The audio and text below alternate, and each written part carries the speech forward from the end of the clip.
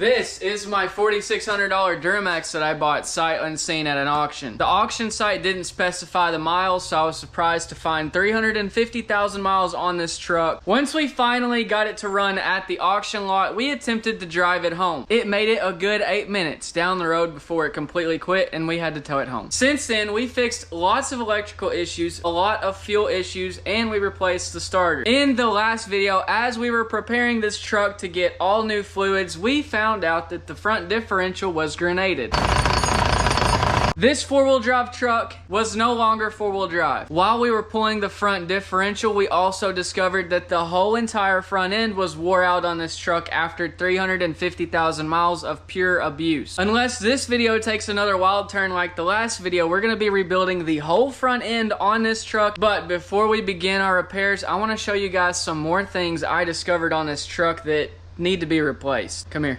I've been looking this thing over pretty good for the last couple of days, and I noticed this little wet spot around this radiator hose. And sure enough, we're dripping a little bit of coolant out of that connection, which is not a big deal. There's probably an O-ring that seals this joint together, but I got to looking a little bit closer with my Milwaukee lights, and I found this. On these plastic radiators, you can see these little casting marks, and usually you can catch them with your fingernail. But to the left of that, there is what appears to be a little stress crack on the side of this radiator. The closer I look, the more evident it becomes that that is a crack. Now, whether or not that crack leaks once the engine is up to operating temp and the fluid is circulating, I don't know. But that crack is a sign that this radiator is going to fail likely in the near future when it is not very convenient for me. You know what that crack told me? It said, I'm gonna start leaking while you're hauling Humvees home from California. That's what it said. It was off camera. If I had a video, I'd show you. Preventative maintenance. We're gonna replace the radiator while we're here, as well as these coolant hoses. I'm actually surprised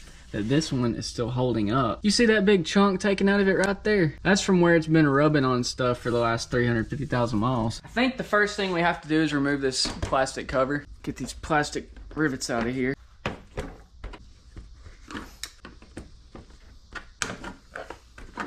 Alright, so there we go. It looks like we have our AC condenser here. This is our intercooler, and then behind the intercooler is the radiator. I think this cover comes off, and this should be pretty easy to pull out of here.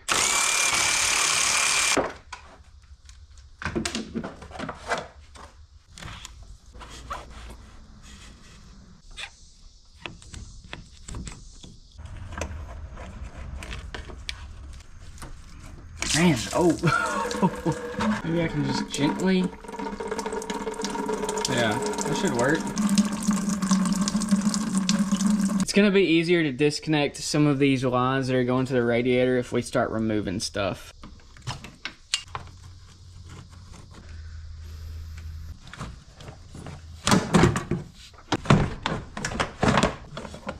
There's an oil cooler line right there that goes into the radiator that is kind of hard to get to. So in order to take that out, I'm gonna remove this intercooler pipe, but to remove the intercooler pipe, I really need to get behind here. So I'm gonna remove the battery tray.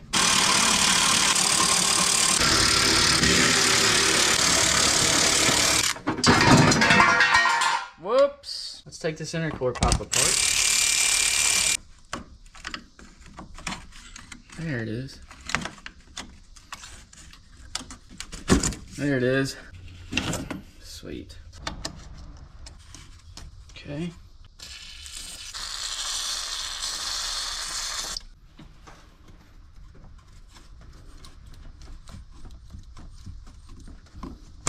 There it is. We have another oil cooler line right here. Okay. Sweet. I believe the only thing holding this radiator in now is 4 bolts, and then we will be able to pull it out.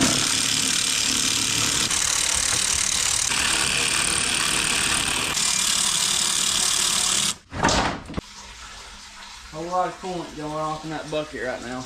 Come on out.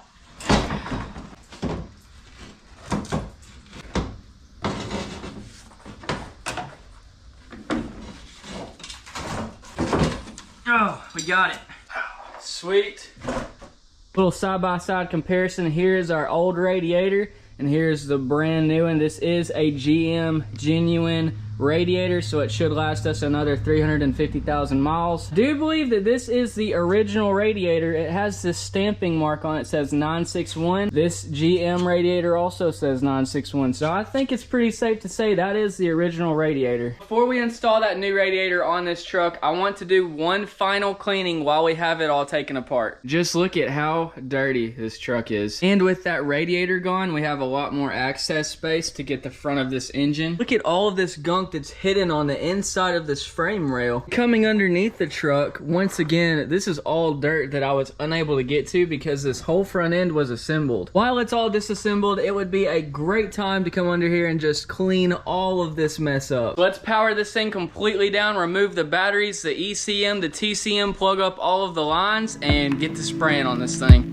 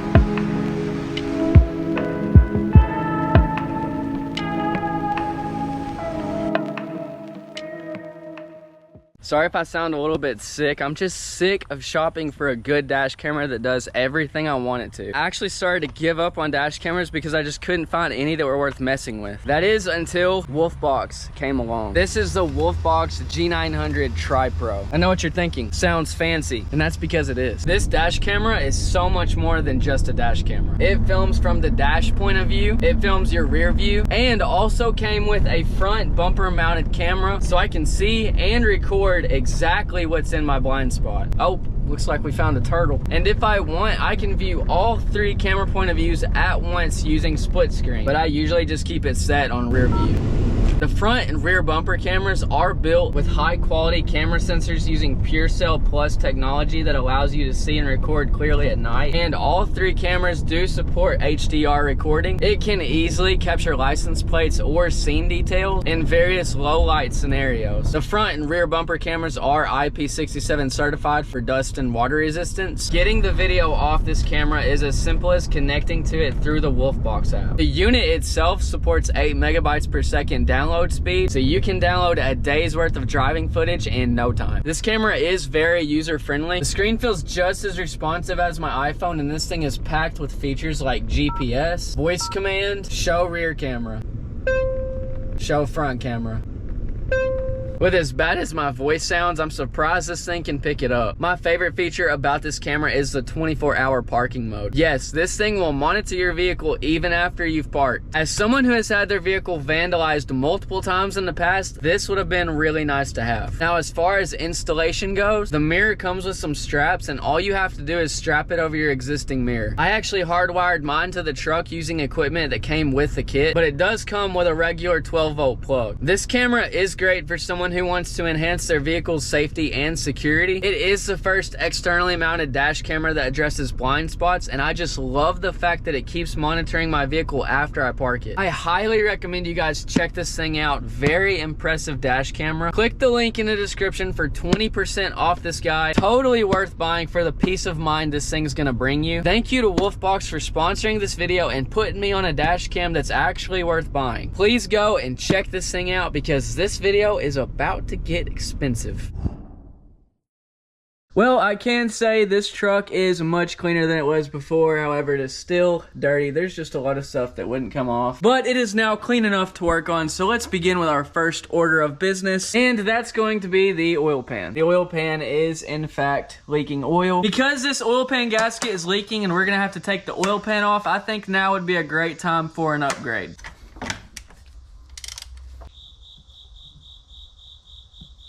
I wonder how many miles this oil has on it. We also need to take this sensor off. It looks like we're done draining the oil, but once we pull this oil pan off, I'll show you one of the reasons that I'm planning on upgrading.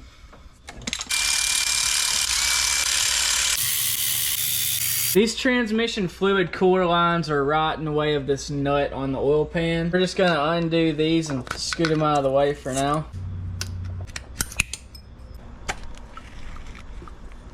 There we go. Boy, I tell you what, that's some dark looking transmission fluid. We're gonna be changing this transmission fluid out. I just hope that the transmission clutch discs have not learned to love this dirty fluid. What I mean by that is if this is full of metal, which I'm sure it is, it's already wore out a lot of the transmission, and now the transmission relies on this dirty fluid to shift. And if we put clean fluid in it, it might slip really bad. We'll just have to see. Maybe putting a brand new transmission in this thing for it's all said and done would not surprise me at this rate.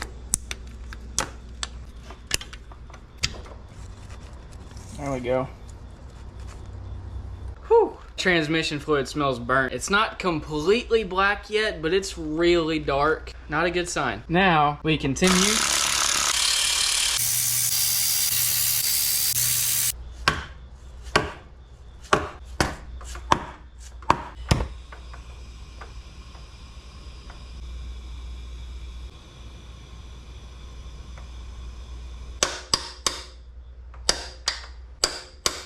You gotta be really careful with that upper oil pan being aluminum. Uh-oh, here we go. There it is.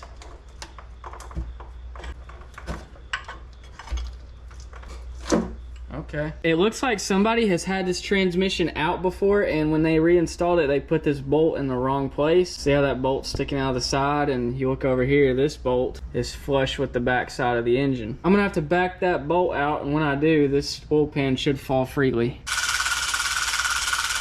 Okay. Y'all better remind me to retighten that bolt. Okay, here it is. So here is our oil pan that we drained all of the oil out of. Or did we? Check this out. That is about half a quart at least, along with some nasty sludge at the bottom. What is that? Oh, this is just a magnet. Okay. That scared me for a minute. Let's see what else we can find in here. You can see that we're working up a little bit of metal shavings in the bottom here. That is actually pretty normal for the bottom of an oil pan. All of the metal shavings are just gonna go straight to the bottom and stay there. I just had to show you guys how much dirty oil stays in your oil pan after you drain it out. But that's fine because we're gonna fix that problem today. This is gonna be our problem solver. This is a PPE high capacity oil pan. Not only is it a high capacity oil pan, but it also has a flat bottom, so when we drain it, we're not gonna have any of that old nasty oil left over inside of the pan. A couple more pluses: it looks really good, it feels really sturdy, and it also seems to have, I don't know if you would consider this heat sink or not. We've got a ribbed surface. I would think that would help with cooling a little bit. Normally we would put 10 quarts of oil in this truck, but now that we have this high capacity oil pan, we can put 11 quarts in it. The reason that is a good thing is because with more oil, our oil will stay cooler, it will stay cleaner due to dilution, and it will retain more viscosity in between oil changes because we have a higher capacity of oil. Not a sponsor, not a partnership. If you go and buy one of these, go ahead and throw Braden Builds in the notes section if there is one. I haven't reached out to them, but maybe we can get their attention with this video. This is a really good product, and I'm really excited to be putting it on this truck because this is going to be one of the key factors to keeping this original 350,000 mile engine alive.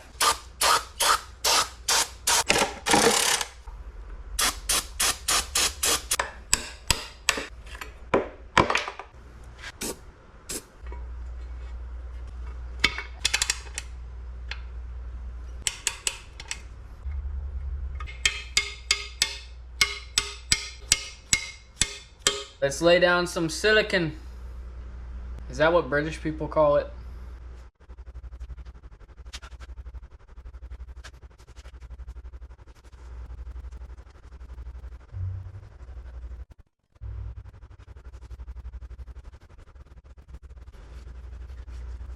Check this out, there's little bits of silicone stuck in the oil pickup tube screen. Interesting. I guess these are little bits of silicone that started deteriorating and falling off and getting sucked up in the oil tube. Clean this up real good.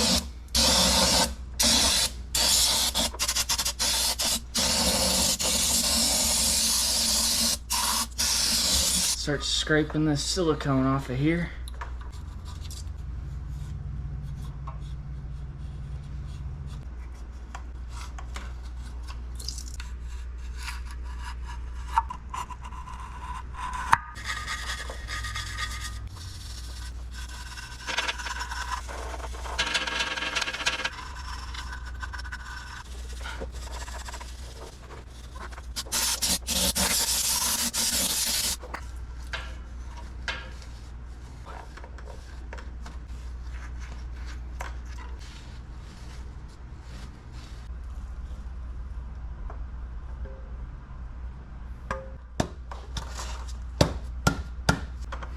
There's a couple studs used to line this oil pan up, and because this oil pan's a little bit thicker, those studs are not poking through.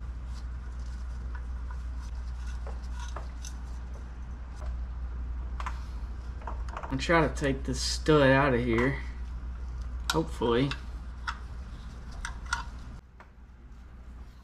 Yeah, I didn't know that stud was going to be in the way. I thought it was going to be long enough to come through the new oil pan. I was wrong. So what I did was tighten two nuts together as tight as I could, unscrewed it, and out came the stud along with it. There it is. Give her another wipe down through here where I was working, and let's try that again.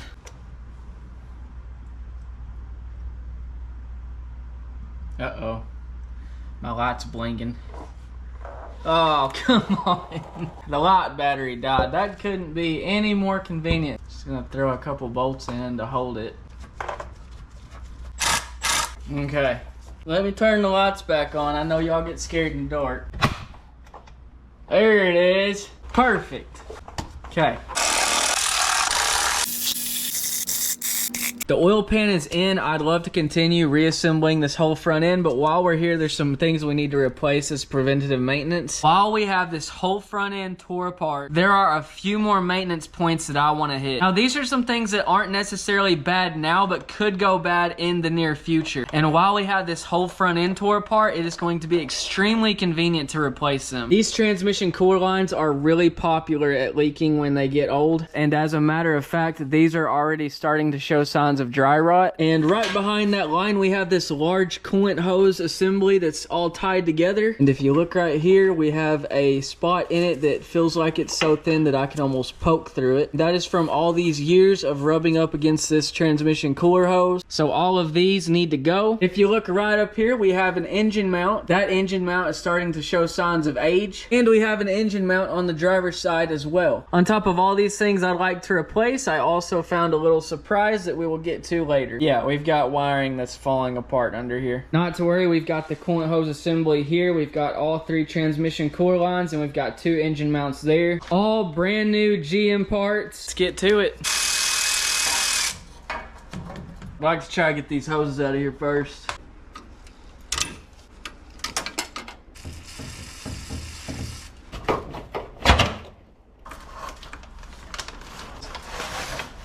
Okay.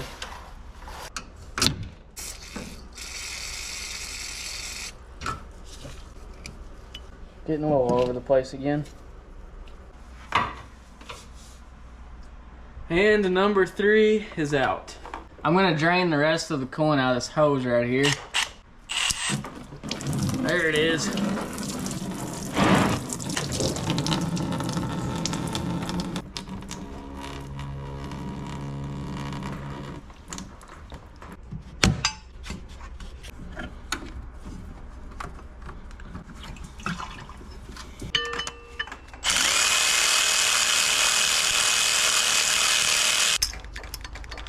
I'm gonna try to cut it off of here.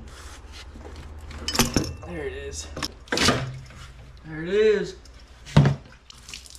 Now that we've got all that junk out of the way, what I'm gonna do is start unbolting these engine mounts. Once they're unbolted from the engine, I'm gonna lift the engine up a little bit, unbolt the engine mounts from the frame, remove them, put new ones in, bolt them to the frame, gently lower the engine down, and then we're gonna bolt the engine mounts to the engine. Actually, what I may do is bolt the engine mounts to the engine first so we don't have any lining up issues. I'd rather fight those mounts to line up on the frame than I would the engine. Part of the reason is it looks like these have been out before because we're missing bolts. And that bolt is missing because they could not get this engine mount to line up. What they probably did was bolt these engine mounts to the frame first, and then they couldn't get the engine to line up. If it's possible, I think I'd rather bolt these up to the engine, then fight the battle of lining them up with the frame.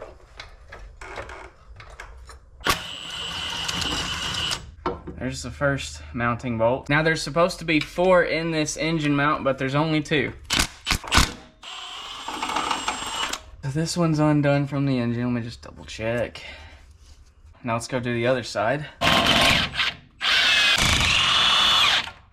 Differential mounting bracket here that we're removing just to make our life a little bit easier.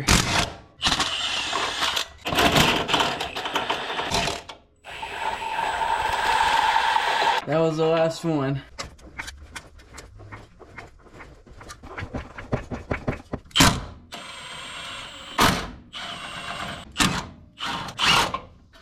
Okay, all right, we should be able to remove the engine mount now. Oh, check this out. Looks like our engine mount has separated. Yep. Completely separated. This heat shield's a little bit annoying. There we go. Check this out. Completely separated. Looks like these rubber engine mounts are just simply rubber molding. To some of us it is obvious, but I know there's a lot of people that watch this channel that don't really work on anything. This is a heat shield, and the reason this heat shield is here is to keep heat off of this rubber engine mount. But this does seem like an inevitable design because the only thing holding this engine mount together is just the rubber molding. There's just nothing solid that's attaching this metal backing to this metal bracket. We may look into changing that. So looking at the front of this engine, it torques clockwise. That's just the natural design of the engine. So when you have any kind of load behind this truck and you're giving this thing some throttle, it is pulling on the passenger side engine mount and pressing down on the driver side. So this passenger side engine mount is incredibly more likely to pull apart because the engine is constantly pulling against it. Oh gosh, look at that. Not only has this engine mount separated, it is also cracked. Look at that. That is a big old crack. And same thing on that other ear. That is also cracked. Wow. That's just one of those things. I would have never known that this engine mount had completely failed if I hadn't have just taken it apart. I don't recall any harsh vibrations, though I haven't driven this truck a whole lot. Preventative maintenance. Except this isn't preventative. This is completely failed. Let's take apart this other side. I'm actually using the camera screen to try to get this socket on. Oh my gosh, Braden, your camera angles are so good. Oh, stop it. You guys are too nice. The driver's side engine mount is out. And this one is not separated. Again, because the engine is actually pushing onto this one and pulling on the passenger side engine mount. Somebody must have had some troubles getting this one in because as you can see, there's a cut right here. Unless it's a fracture. No, I can see cutting pattern. So they cut this right here to try to make it fit. I don't know what kind of issues they were having. I've never done this before. But my idea is to mount it on the engine first and then lower the engine and then wiggle it around and try to get it to fit up to the frame. Okay, here is one of the new engine mounts. This is going to be the driver's side. As you can tell, this is the same style mount as the one that failed over there. So once I throw this one in, I'm going to show you guys what I'm going to do to try to mitigate that failure on the passenger side engine mount. The engine pulls against that mount, so what we need to try to do is figure out a way to keep these two metal parts together. I did also buy some new bolts since we were missing some. These are grade 8. Here we go.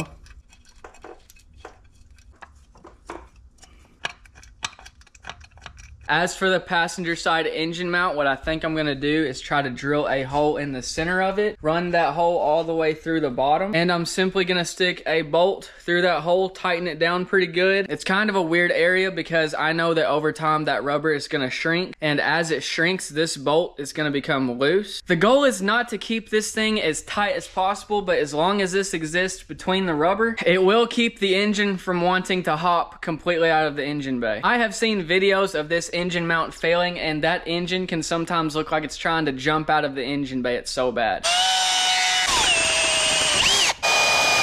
That was our pilot hole. Now we're gonna go in with a larger bit.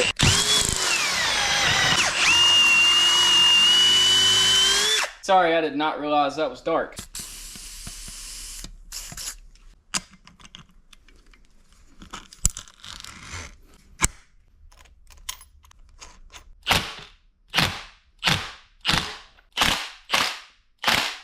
So just to clarify for those who don't understand, this side goes to the engine and then this side goes to the frame. In between it is rubber. We put a bolt through it, tightened it, so that when it pulls, it is pulling against the bolt instead of that rubber. If it does fail, I don't think it'll fail for a very long time. Okay.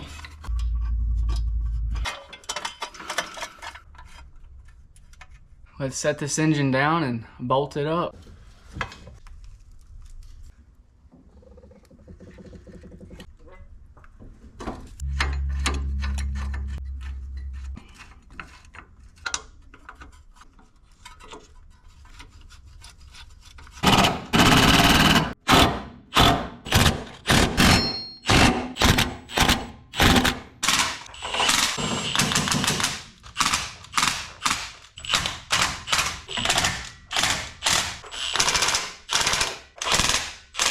Look at this contraption I had to make to get to that bolt. Top left one, you're gonna need something like this. The engine mounts are in. We got brand new mounting bolts, and we also did that bolt modification to the passenger side. We are done with the engine mounts, which means it's time to address a couple wiring issues I found. So here they are. We've got a wiring harness that appears to be completely falling apart. This little guy is just hanging on for dear life. These other wires haven't completely separated yet, but as you can tell, the insulation is rotting away. I think these three black wires are probably grounds to something, and then usually this purple wire is the starter solenoid wire. Something's going on here, so let's pull this apart and see what's happening.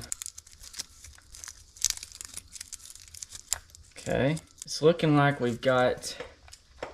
Okay, so these are separate. I see. I was thinking there would be a splice in there, but these two wires come down and simply ground out to the block. Now looking at these other two wires, we've got the purple solenoid trigger wire, and underneath that, we've got a solid black wire. Let's go ahead and follow this black wire, and it goes right there to the block. So that black wire is some kind of ground. I'm gonna pull this little plastic holder out. Oh my word. So in my left hand, this is the purple solenoid trigger wire, and this is the ground wire. This ground wire has completely rubbed through the insulation, and now we have a completely exposed ground wire. And on top of that, it was touching against the purple trigger wire for the starter solenoid. Now when you turn the key to start on this truck, that purple wire sends a voltage signal to the starter solenoid, and that's what allows your starter to turn the engine, which is very dangerous to the electrical system of this truck, because whenever this thing carries a positive signal, if these things are rubbing together just right, that voltage from this purple wire is going to jump to that ground wire and short something out. Now I don't know if that's happened yet. We'll have to check our fuses to see if anything's blown, but this is something I'm very glad we caught, and we're gonna have to fix this immediately. The next step is gonna be tracing these wires all the way up the harness. We're gonna go as far as we can go up that harness,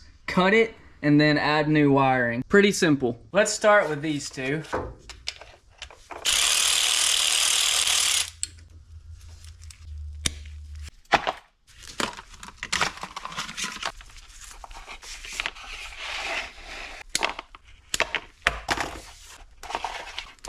I'm using yellow heat shrink because I don't have any black ones.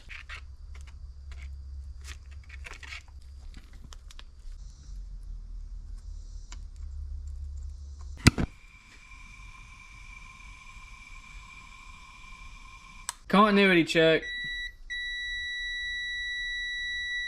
0 ohms. 0 ohms, which means there's no resistance in that wire. I'm sorry, but my OCD will not allow the yellow heat shrink, so we're gonna hug it with a black one.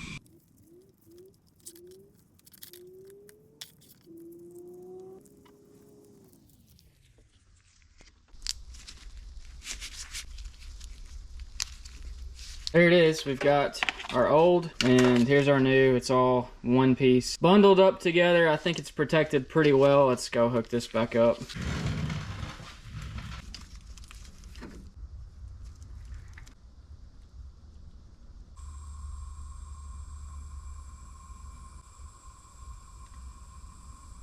Let's grab our other two wires here. Okay.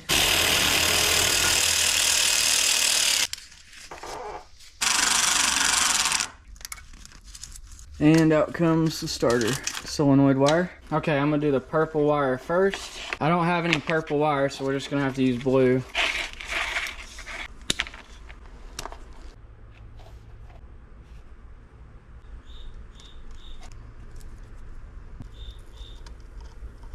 Okay, we got another crimped and soldered connection. I'm telling y'all, I do not have the right color heat shrink for anything.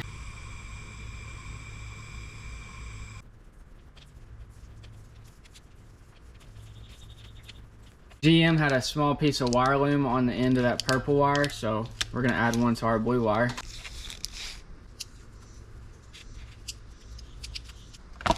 Continuity check, should be 0.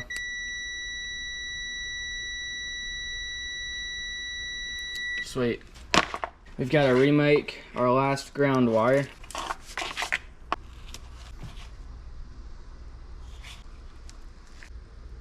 The reason I'm soldering these connectors is because these wires reside underneath the vehicle, which is the most likely location for corrosion to occur. Once again, I have nothing to say but sorry, we're gonna have to use green again.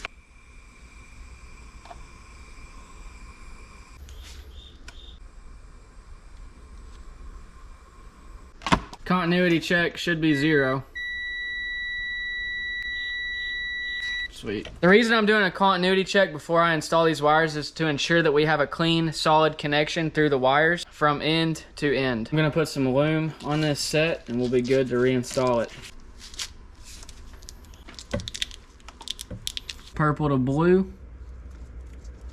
and black to black.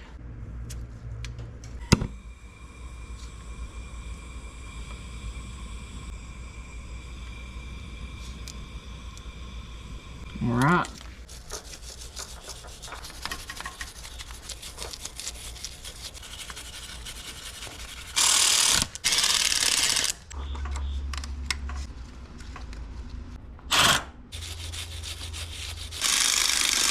Alright, so here was the two ground wires. Ground is going to the block. And then here's that ground wire, and the starter wire runs through this loom and then grounds out on the block, and then the blue wire goes to the starter. I took some time to mount it up and zip tie some of it nice and neat. And we're almost done with the wiring under this truck, but I noticed these wires here without a loom. It does appear that there was a loom at some point, but it is brittle and dry rotted. So that these wires don't chafe, I'm gonna go through here, run a new loom to help protect these wires. Here you can actually see it's resting up against some metal. That is really bad. That'll vibrate and wear out that insulation on there.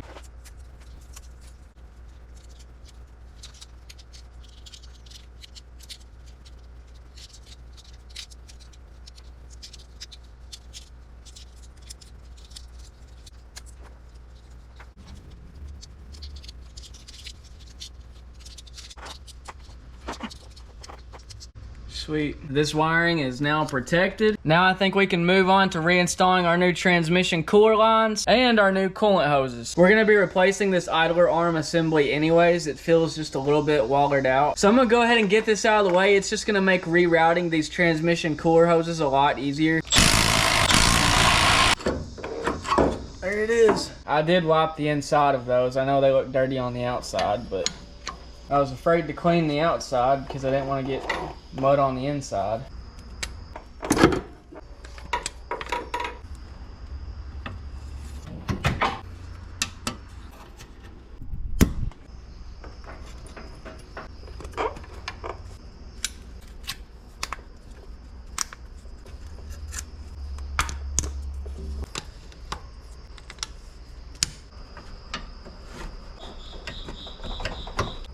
Now we can throw in our brand new Moog idler arm assembly.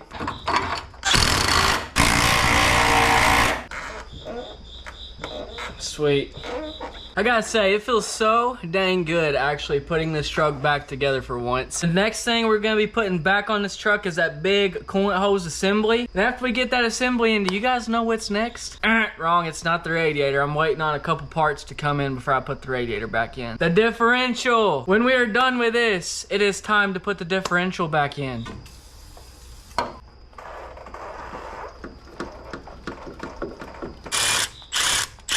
Here is our new differential. New to me, at least. This is a used differential that I bought off eBay. There are a few reasons I went with a used differential. The first reason is price. Rebuilt differentials were going for about $1,500 to $1,600 before shipping. Bought this one off eBay for $300, and then it was about $100 to ship it, so I'm in this thing for 400 bucks. Another reason is typically four-wheel drive vehicles don't get used in four-wheel drive very much. So I am taking a little bit of a risk on this. I don't know how many miles this truck had on it. Say for example, if this came out of a 250,000 mile truck, the likelihood of the front differential actually having 250,000 miles on it is extremely low. I'll give you an example. The only time I use four-wheel drive in a truck is if I'm going through a field, if it snowed really heavy on the roads, or if I'm pulling somebody out. Not very common. So unless the truck that this differential came out of was in a really cold climate or it was used on a farm, chances are it doesn't have very many miles on it. And again, if it is a high mileage unit, I'm not going to be using it very much anyways. With that being said, what I am going to do to this thing before I put it in is I'm going to fill it up with gear oil. I'm going to let it sit just like this for a while, and then I'm going to turn it upside down and let it sit like that for a little while. And the only reason we're doing that is to see if the seals on these output shafts are leaking. If they are leaking, I'm going to tear it down and put new seals and new bearings in here.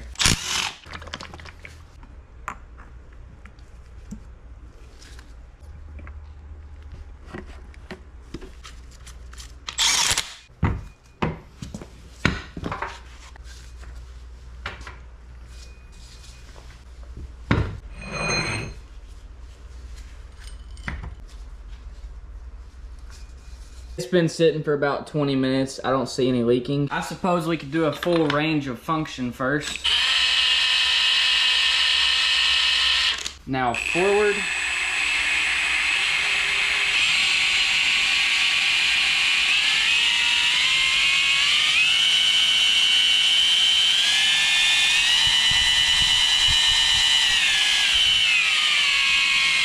Sweet. I believe it's time to put this thing in the truck.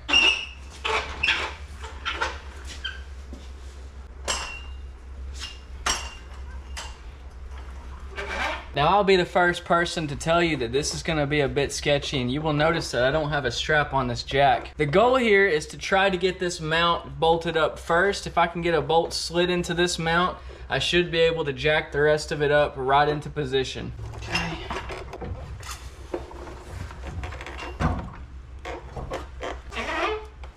Oh yeah, this thing's about completely off the jack. It's about to fall. I'm about to have to reset completely.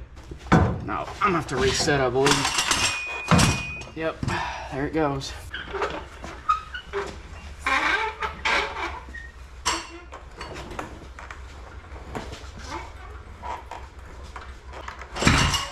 This is not working. I don't even know how I got it in the first time.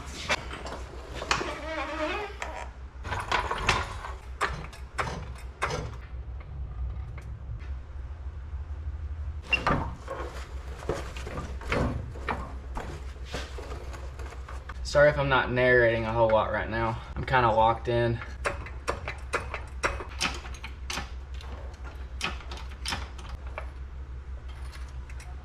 Let's see where this goes.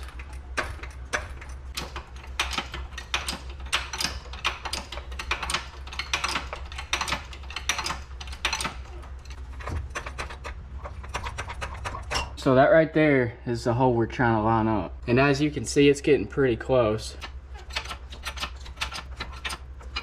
I'm gonna take this pointy pry bar and start hammering it into this hole, and hopefully we can get this thing to line up.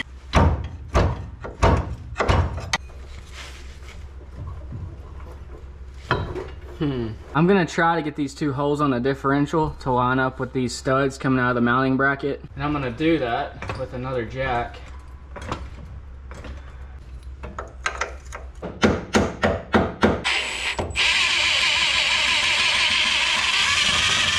At least that bolt will help hold it in case some disaster happens. Did I get it? Let's throw these nuts on here so we don't lose what we've got. Now we really just need this top mounting hole to line up and we'll be good to go. I think if I drop it a little bit, oh, look at that.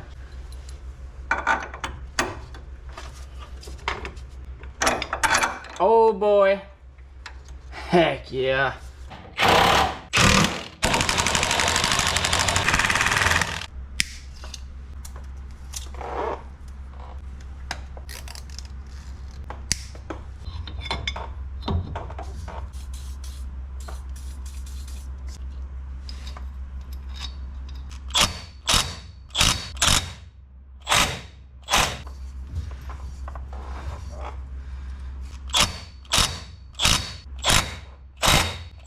Okay, front differential is in. We're getting really close to putting this whole front end together with high quality parts, but before we do that, with the short amount of time I had driving this truck, I did notice that the more I drove it, the harder it was to steer. The power steering pump would begin to whine really loudly even when the reservoir was topped off with brand new fluid. Anytime your hydraulic system begins to get a little bit loud and lose performance as it gets into operating temp, a lot of times it ends up being the pump itself. In this case, the power steering pump. It is no longer pressurizing the fluid like it should be. So because of these symptoms, I'm gonna go ahead and change the power steering pump while we're here. It's also gonna be really convenient to change out all of the hydraulic lines, so we're gonna be doing that as well.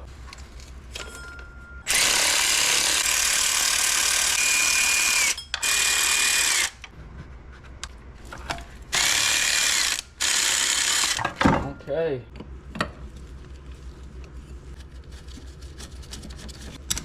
We should be able to pull this out of here. There we are. There it is. Oh, nothing came out. We're gonna reuse this clamp. We are also gonna have to take this pulley off of here.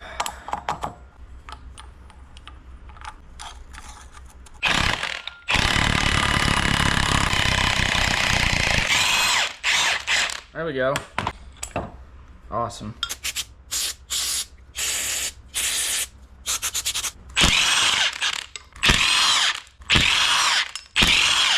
We need this bracket back here too. Missing a nut here. Say bye-bye to the old one.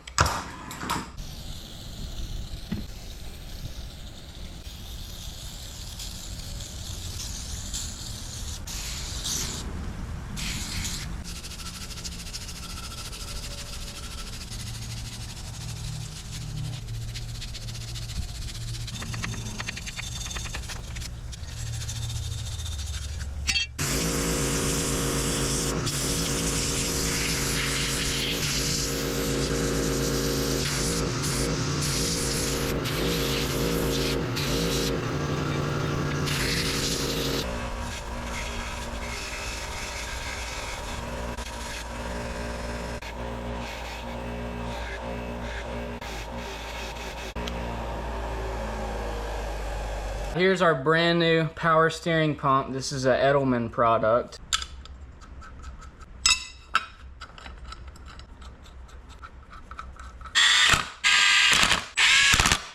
I went and bought 2 new nuts at the store. Now we need to hook up our lines.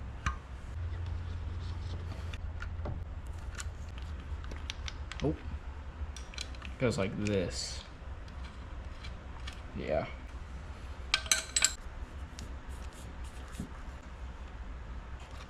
Now we just need to put our pulley back on.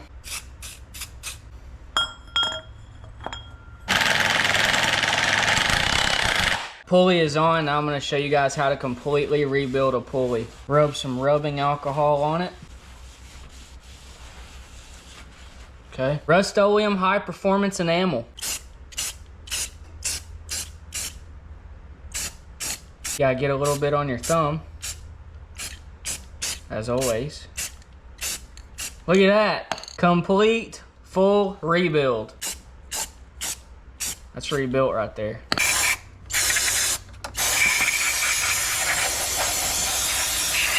All right, new power steering pump, new hoses, and rebuilt pulley going in. Some idiot painted this thing, so I'm trying not to grab anything that's gonna get my hands covered in paint. All right, one goes here. Let's move this hose out of the way. We're gonna have to use a crow's foot for this one.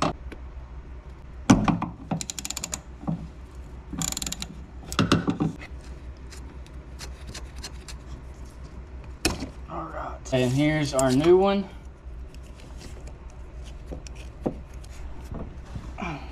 Okay, brand new return line.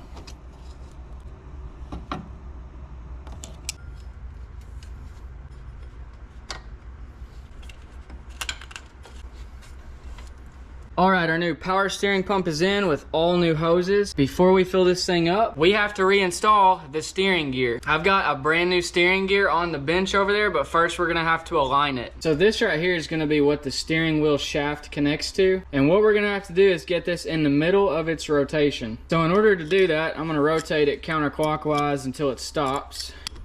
Okay, it just stopped. So we're gonna leave a mark here, here, back side, and here. I'm also gonna leave a mark here, kind of as an indicator. All right, now what we gotta do is rotate it counterclockwise until it stops, and we're gonna have to count how many times it makes a full rotation. Okay, so 1, 2, 3, and it stopped. And it looks like it stopped just past the quarter mark. Man, that's close. I mean, that's hardly even an eighth. So we're gonna call this 3 3/8. Now I need to divide 3 3/8 by 2. Calculator says 1 11/16. So I'm gonna turn it all the way back around to 0. Okay, that's 0. Now we need to go 1 full turn and 11/16. 1, 1 1/2. The 11/16 is gonna be just before the 3/4 mark. Right there, maybe. Brand new Moog pitman arm. If we've done this right, it should face parallel with the steering gear. Looks pretty close to me. Lock ring, nut. Okay, that's on there good. Let's go throw this brand new steering gear in the truck. This thing is pretty dang heavy.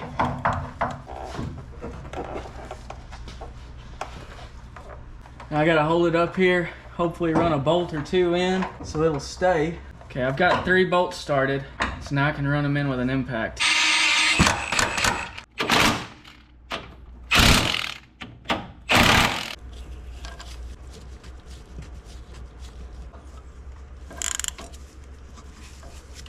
All right, that one's torqued down. All right. Come on.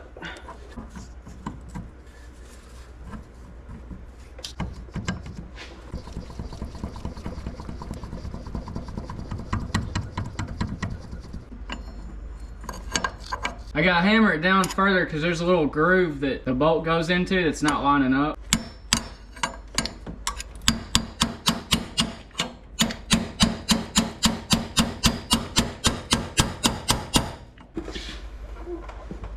Okay, she's in now. Put this bolt in. Sweet. And just to check our steering gear alignment, steering wheel is straight and our pitman arm is running parallel with the frame, which means we aligned the steering gear correctly. I say it's about that time to throw in our new radiator. Let's throw her in. Oh.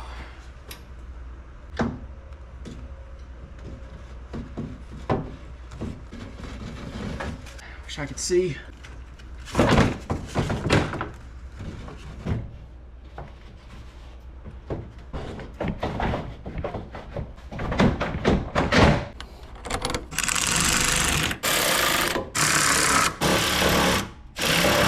Let's hook up one of our cooler lines here.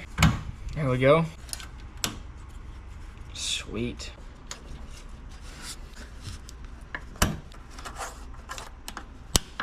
All right, let's hook up our new radiator hose. Should just clip right on. Right on there, yep. Sweet. Got an intercooler pop going on.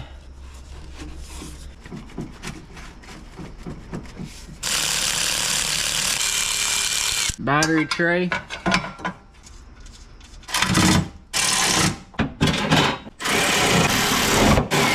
Now I tried really hard to clean out this coolant reservoir. Left super clean in it for about 2 days and then tried to pressure wash it, and as you can see, it's still really dirty. You can hardly tell where your coolant line is.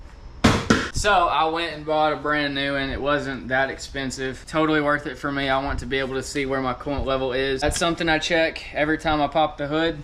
But first I'm gonna reroute this battery cable.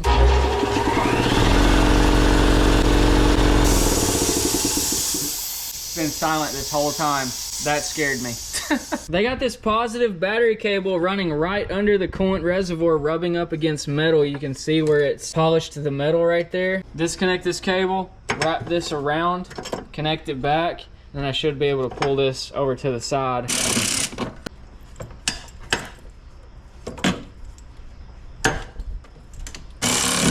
Okay, cool. Now it's not running directly underneath the reservoir, and it's resting underneath the battery box. Stick this guy in here.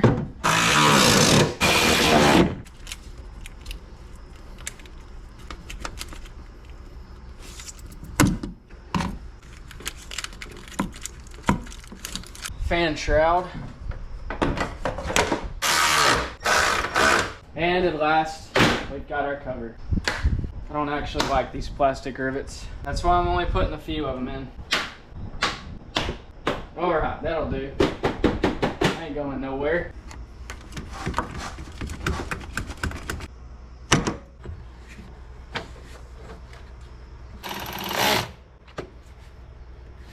That special time has come. We are ready to reassemble the front end. But as you can see, our front end is not the prettiest looking. We've got bare metal, old paint, and surface rust. And I just want to show you how badly this backdrop sticks out when you put a brand new control arm in it.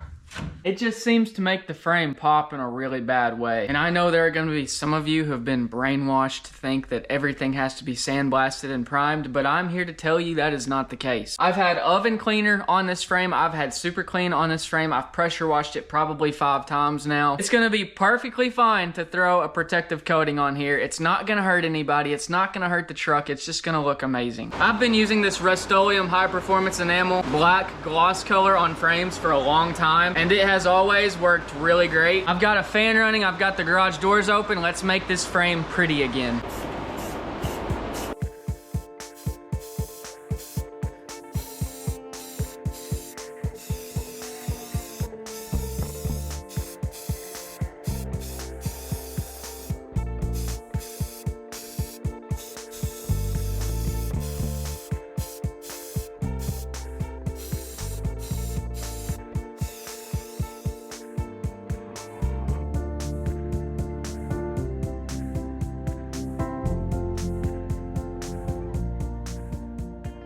Brand new rebuilt frame. The paint has dried. I can now touch it, no problem. And we're gonna start this journey by putting in our center link and a brand new Bilstein steering stabilizer.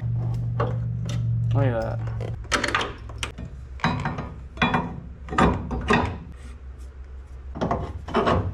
Okay.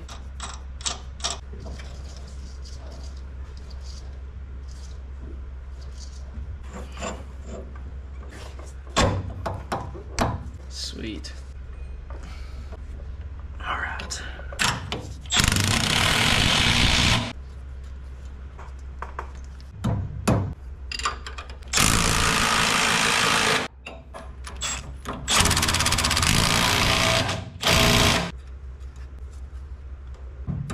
All right, here we go. Driver's side tie rod. And here's that special tool I was talking about in the last video. That's on there. Upper control arm. Cleaned up my hardware, got it all nice and pretty.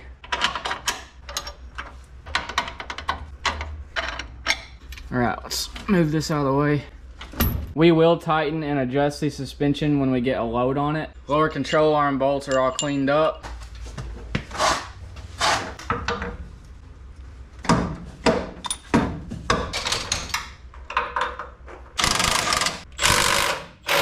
Brand new GM sway bar link.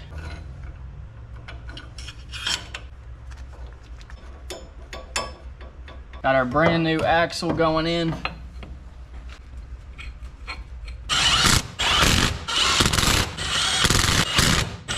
Brand new lower control arm bumper.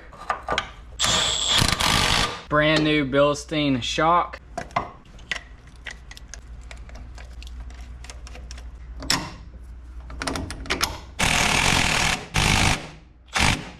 New Moog tie rod end.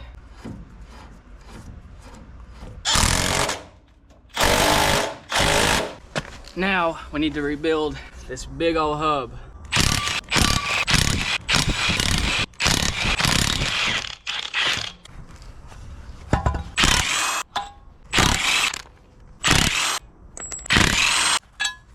Now getting that thing out of there. Oh, it's just gonna fall right out. Look at that. Usually these things are stuck.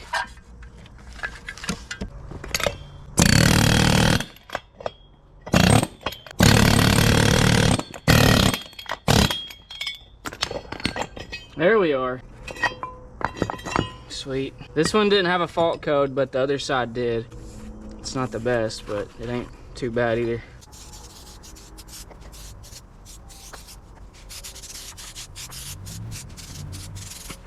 It's hard to get good coverage with these, so I'm using two. Stuff is very acidic. Get it on your hands, it'll start burning. Definitely want to use it in a ventilated area.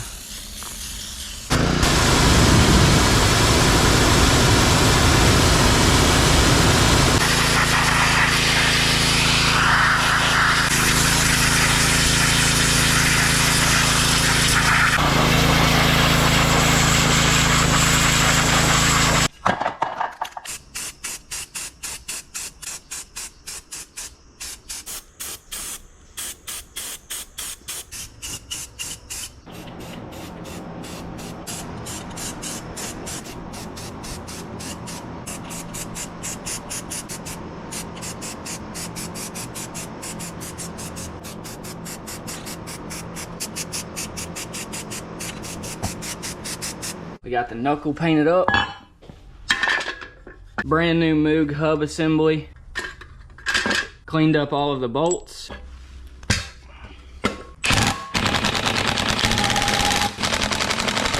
Y'all check this out. This is the second time I've seen a scam like this. So I bought two brand new rotors from AutoZone. There's the part number here. Opened it up and it is a used 5-lug rotor. I did think it was a little bit weird that it was boxed up using painter's tape. I haven't opened this one up yet. I'm sure it's gonna be the same story. I'm gonna let the managers open it up. I don't care to explain how this scam works, but it's really unfortunate for people like me who now have to order the rotors or go to a different store. Anyways, I thought I'd show you guys that.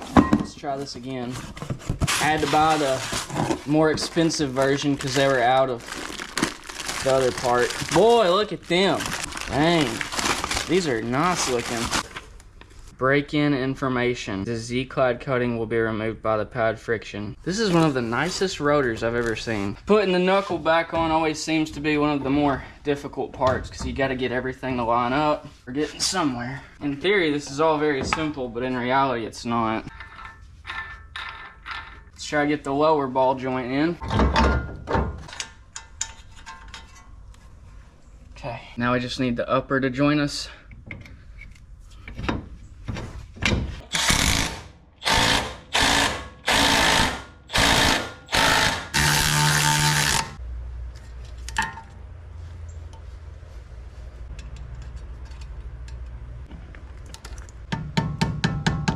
Tighten down this axle nut.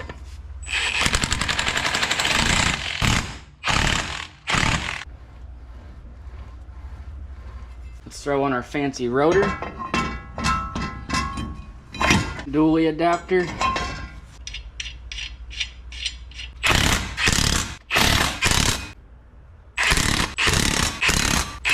We're gonna take this old brake hose off.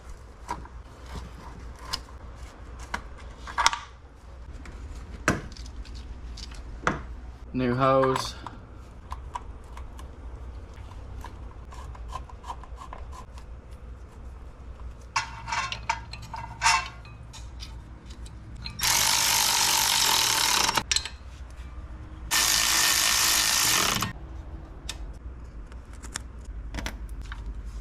now we gotta throw on our ugly but still functional brake caliper.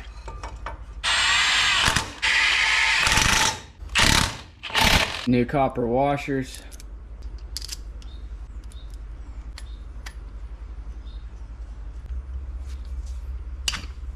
Oh my gosh, I thought I snapped it for a minute. I guess I got the wrong size. Okay, there it is.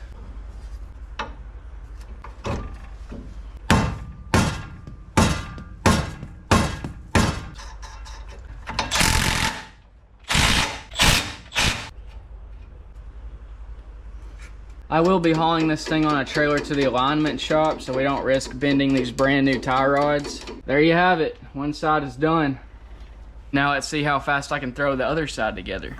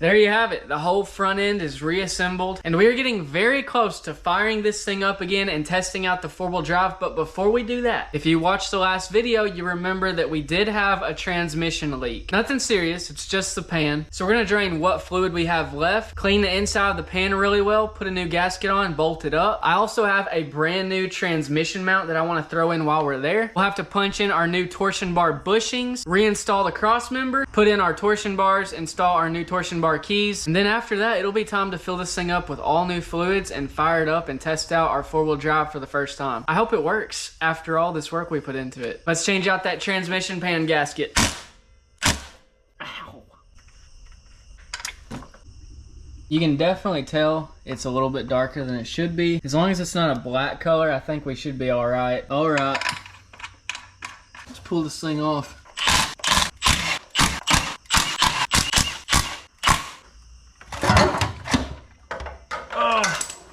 Dang it.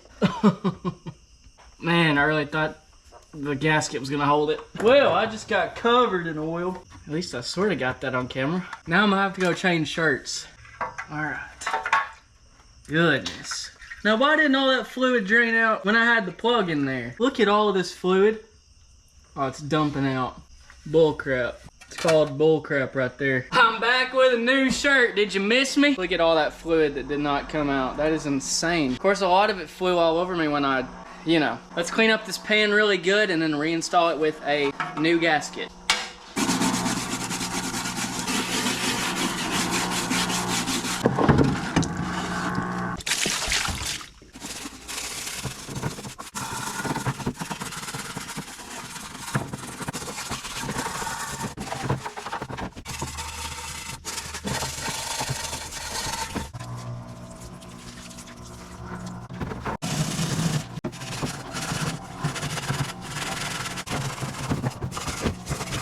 Just give it one last good wipe down using some transmission fluid.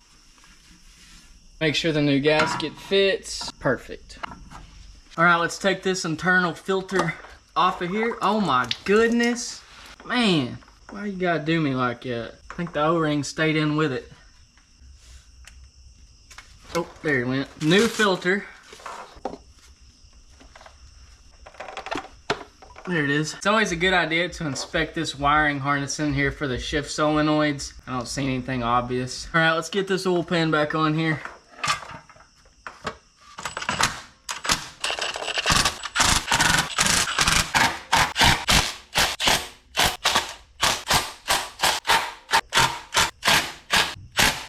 Just for the boomers who don't like impacts, I'm just gonna let you know, this is my smallest impact. I'm very familiar with it. Also, it's not all or nothing. I can control the torque with the trigger.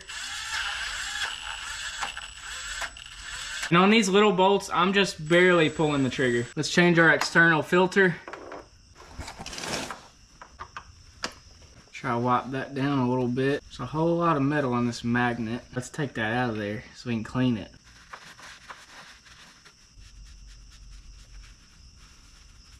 Much better. All right, let's see what kind of filter we got here. Baldwin, sheesh. I must have just got paid when I ordered that.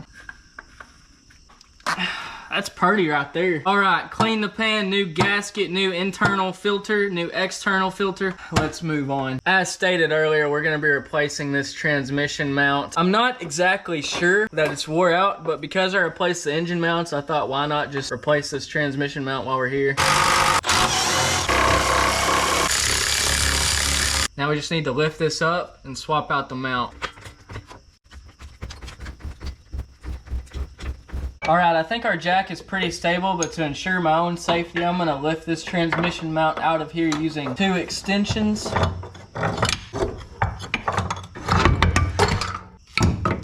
If you eat Chinese a lot and you use chopsticks, you'll be really good at this.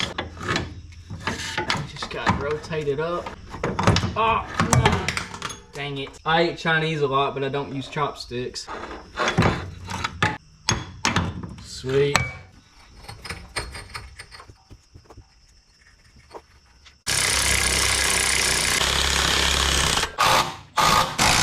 There you have it. New crossmember bushing. This is not gonna fit. I guess the old one's still in there. That means I gotta punch it out with an air hammer.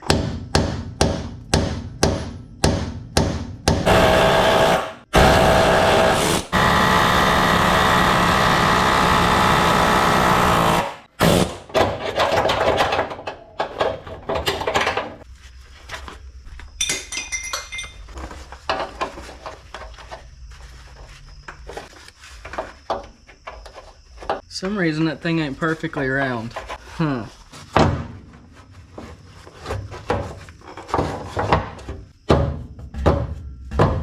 I'm a bit bamboozled here. I thought these were supposed to just slip right in. I'm gonna take a socket that's just a little bit smaller than the bushing and try to force it in there with a hammer.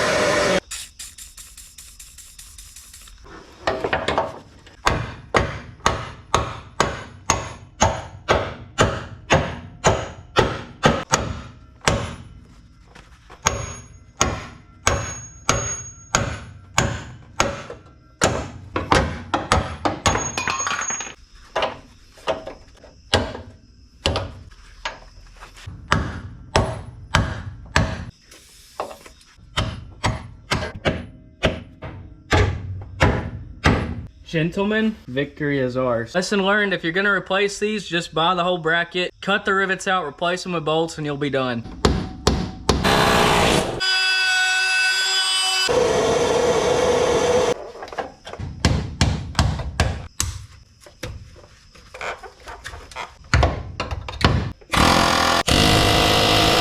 All right, that is done. That was certainly more difficult than I thought it was gonna be. Now let's throw in our torsion bars.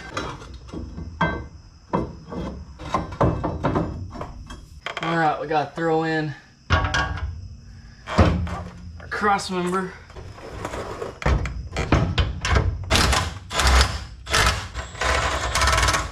It's much stiffer than it was before. New torsion key.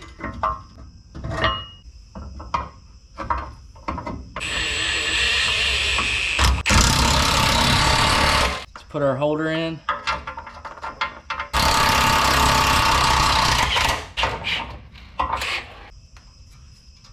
Now this is where we're gonna adjust the front end. I'm actually gonna run this bolt to where it's about flush with the bottom, and then once we get wheels and tires on it, we'll see how high it sits.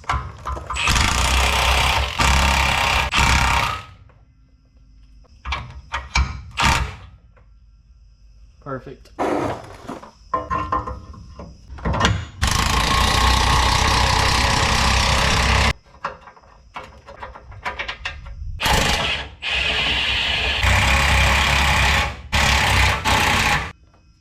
Sweet. Now we gotta bleed the brakes. Let's hook up our Motive power bleeder. We got a bunch of new brake fluid in this thing, and what we're gonna do with it is pressurize the reservoir. So when we crack the bleeder screws, the fluid in the air is gonna come out automatically, and we don't have to have someone in the vehicle pushing the brakes. We're at about 12 pounds there. That'll be plenty of pressure to bleed these brakes. If we can bleed the fronts, that'll be enough for us to test our four-wheel drive. Oh, it's going. Is it plugged up or something? There just ain't no fluid flowing through there. That bleeder's plugged up. Look at it coming out of the caliper. Doesn't surprise me, the bleeder on the back looked like it was plugged up as well. It's definitely burping the bubbles out. I think it's plugged up solid, man. Full of rust. There we go. I got it. This one is bled. Let's see if Mr. Driver will bleed. Look at that. See how many bubbles we can get out of there. You will see this fluid clear up as well. That green color is old brake fluid, and it should get pretty clear in a second. Pretty clear, no signs of bubbles. This one's bled. Let's change our oil filter.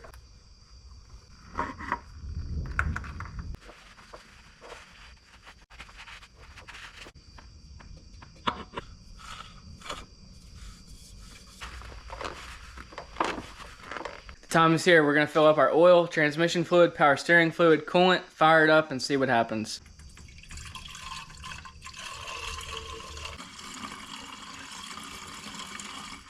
Just started pouring rain. We haven't had rain in forever.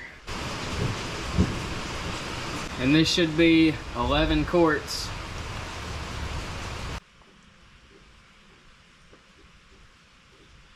Now the power steering fluid, the coolant, and the transmission fluid are all going to have to be topped off as the truck runs, and all of those fluids get circulated within their systems. Since we drained the pan and also the cooler lines, this thing will probably take about 7 to 8 quarts, I would guess. Cleaned up ECM, going back in. Cleaned up TCM. I am excited to say we upgraded from a drywall screw to a concrete screw. Gotta remember where you came from.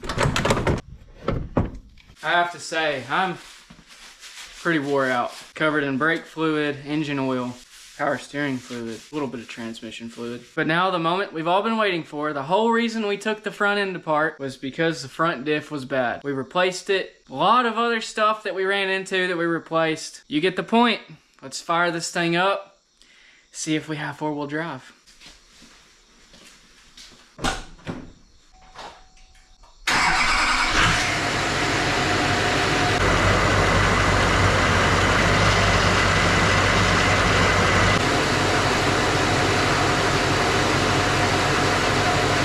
Right now I'm just doing a check for leaks. I'm not seeing any. Oil pressure is good. This thing is turning so much easier now. It's also not making any whining noises. Granted, it is off the ground. All right, I'm gonna go into four-wheel drive. Moment of truth. Let's put this thing in drive.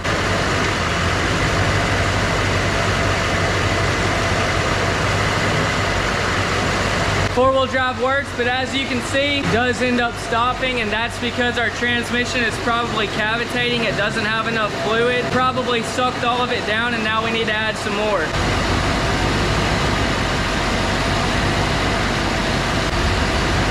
Yes, sir, there we go. He ain't stopping now. It's getting foggy in here. I got the fan running.